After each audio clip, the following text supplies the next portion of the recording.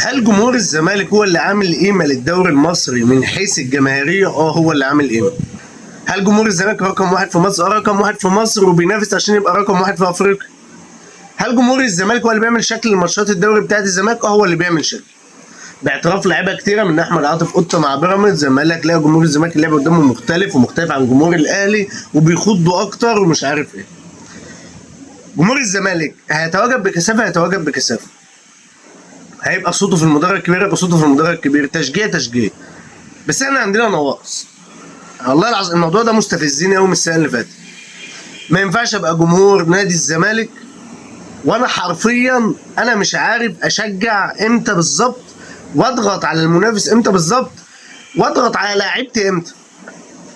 ده حاجه مضايقاني. وحاجه تانية اكتر مضايقاني ان الماتش كله تشجيع في تشجيع. امبارح كبهات، كل الاحترام ليه، كل الاحترام لكل الجمهور اللي كان موجود في الاستاد. بس انت ازاي ما مسكتش مجلس الاداره واحد واحد نفضته انتوا كجمهور في الاستاد امبارح؟ عايز افهم. مجلس الاداره اللي مودي الزمالك في 60 دقيقه دي، ازاي انتوا ما نفضتوهمش واديتولهم على دماغهم والماتش شغال؟ ما مسكتهمش واحد واحد هنتوهم ليه؟ ولا عشان كنتوا معاهم من يومين في الاحتفاليه؟ ما ده عايز افهمها. انا نفسي افهمها. انتوا قاعدين في الاحتفاليه، هل ده مخليكوا خايفين او مكسوفين اللي انتوا تجيبوا سيرتهم في حاجه وحشه هم بيخربوا النادي؟ لو كده ما حدش فيكم يبقى قبوا الجمهور، ما حدش فيكم يتكلم بصوت الجمهور بعد كده. لو هي كده ما حدش يتكلم بصوت الجمهور. انتوا كده ما بتتكلموش بصوت الجمهور، انتوا كده بتتكلموا بصوتكم انتوا الشخصي. ما يبصوش للجمهور ولا لاهميه الجمهور ولا اي حاجه. ده كده قرف حرفيا يعني. فيما بعد الماتش اشتغل، عملنا تيفوهين روعه الروعه. تيفو قبل الماتش بتاع الراجل اللي ماسك الشيشه الزملكاوي والطياره ماشيه بدرع الدوري، وتيفو تاني ريدي فور هانتنج اللي هو استعد للصيد ومش عارف ايه. كانوا شكلهم جمال. هو لولا نتيجه الماتش التيفوهين دول كنا هنتكلم عليهم حلو، لان التيفوهين كانوا جمال قوي قوي قوي. بس هو نتيجه الماتش بقى هي اللي بوخت الدنيا. في وقت في الماتش الجمهور بتاع النادي قعد يقول اضغط اضغط اضغط. الكلام ده كان من حوالي الدقيقه 60 للدقيقه 70 مثلا. ده اول وقت عملوه. طب انا في الوقت ده وانا شايف فريقي مش قادر يمسك الكوره، وانا قاعد بقول له اضغط اضغط، والاتحاد اصلا فرقه ما بتحضرش كوره من ورا، الاتحاد بتلعب على الطويله او بتلعب على المرتد عليه. هقول لعيبه تضغط، لاعب في الثاني في الثالث في الرابع هيضغط، هنسيبه ورا. دي اللي خلى لعيبه الاتحاد قسما بالله يروحوا بانفرادات علينا. المرتدات كانت سهله ان هم يخترقوا الدفاع في ثانيه، لان اللاعب بيحاول ينفذ اللي المدير الفني قايله. انا لما انا كجمهور قاعد اضغط واقول له اضغط اضغط، وكام واحد 20,000 واحد مثلا يقول له اضغط، هو هيرتبك من جواه يضغط ولا ينفذ كلام المدرب، فهيبقى عنده بدل القرار 2 3 4، وفي الاخر هيغلط لان هو مش مركز في حاجه واحده. فانا كجمهور اعرف اقول اضغط امتى. وحصل التاني في اخر الماتش ونتيجه 0-0 برضه. الكرة اصلا يعني مع الاتحاد وهو جاي علينا هجمه مرتده، بقول اضغط في هجمه مرتده ازاي؟ لما اقول للعيبه اضغط في حالات بسيطه. رقم واحد ان الفرقه اللي قصادي بتحضر الكرة من تحت من عند دفاعها وما بتستعجلش ان هي تطلع بالكوره. اضغط يا عم، نضغط ب2 3 4 لعيبه والباقي يغطي يا عم. ده ساعتها اقول اضغط. طب الكوره معايا انا كنادي الزمالك واللعيبه انا حاسس ان هم خلاص مش قادرين يلعبهم او مكسلين او بتاع، لا اشدهم. لما الاقي 2 3 بس في المنطقه قدام او حوالين المنطقه والباقي ورا معاك الكوره، لا اقول لهم اضغط واشدهم. دي اللي انا اقول فيه اضغط.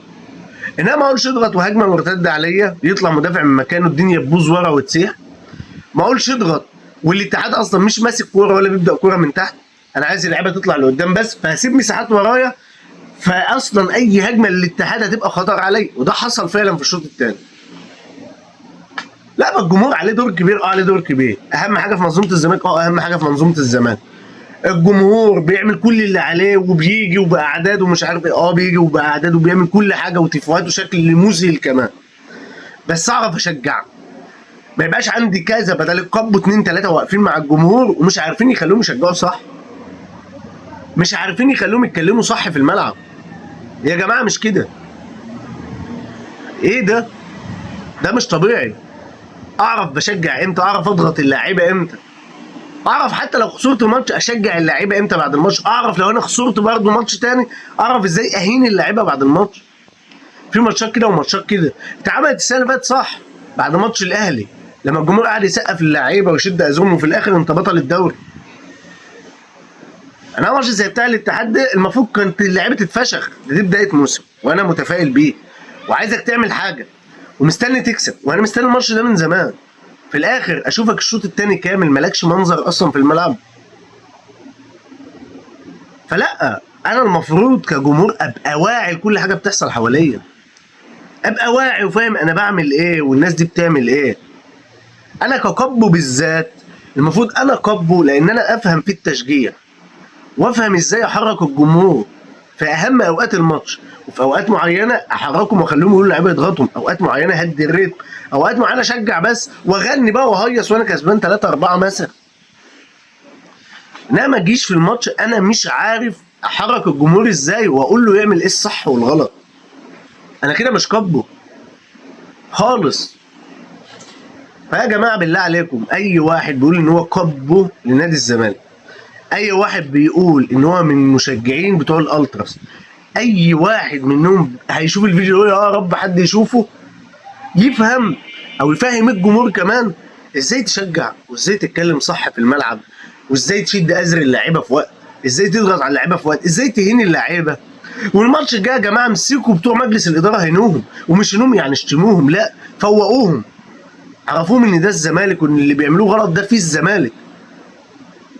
فده اللي انا نفسي فيه من جمهور الزمالك اللي بيروح الاستاد. ويا رب النصيحه تبقى يعني الناس تسمعها تمشي بيها، طيب حتى اي حاجه كده اهو. لان بجد والله احنا في الاستاد بنبقى عدد كبير بتشجيع بس مش عارفين ننظم تشجيعنا صح. لو نظمناه هيفرق معانا ومع اللعيبه اكتر والله. والحاجه اللي عايز اكد عليها تاني، احنا مجلس ادارتنا عامل فينا البدع، جاي علينا، جاي على الزمالك، وقسما بالله لو قصد يهدي الزمالك مش هيعمل كده. فانتوا كجمهور ما تبقوش عشان الكبهات اللي موجودين كانوا بيقعدوا مع مجلس الاداره في الحفله اللي فاتت بيقعدوا معاهم على طول ما يبقوش خايفين منهم. انت دورك اللي انت توصل صوت الجمهور، عشان كده انت معروف واسمك معروف وموجود دايما. دورك توصل صوت الجمهور، مش دورك اللي انت عشان الناس دي بقوا اصحابك ولا عزموك في حاجه ولا بتاع تحابي عنهم. لا يا باشا، الجمهور له حق عليه. زي ما احنا مخلينك قب ومخلين لك قيمه في وسط الاستاد وانت اللي بتمشي المدرج، انت توصل صوتنا. تبقاش قاعد مرعوب وخايف علشان دول صحابي، لا دول انا عازميني، لا دول انا عامليني. مفيش الكلام ده.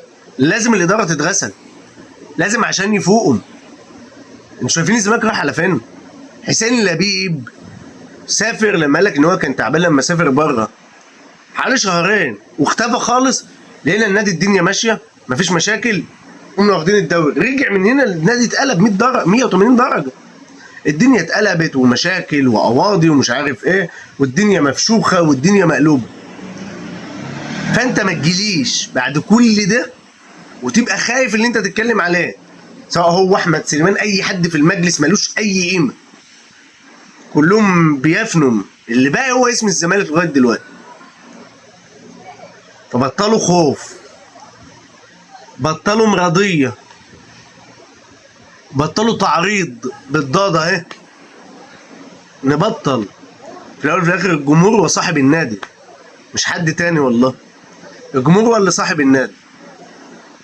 اتمنى من كل قلبي ان ده يحصل بعد كده، سواء سمعتوا ده مني او من اي حد تاني. اتمنى تعملوا كده عشان احنا في اول الموسم، عشان الموسم بجد والله محتاجين اللي احنا نركز فيه من اوله. محتاجين اللي احنا على قد ما نقدر نجمع بنطات ونقط، ابناط يعني او نقط يا عم عشان الناس بتوع اللغه العربيه الفصحى. محتاجين ان احنا نجمع نقط على قد ما نقدر لغايه شهر يناير لغايه لما الكود يفتح عشان نجيب لعيبه. محتاجين بجد والله كل حاجه في النادي تبقى ماشيه صح. عشان كده فان شاء الله ان شاء الله ان شاء الله هنقدر نعمل حاجه لنادي الزمالك حلوه السنه دي، وان شاء الله بعون الله الزمالك يعمل حاجه كبيره، والزمالك يبقى بطل الدوري دوري الابطال ويعمل موسم احسن من اللي فات كمان.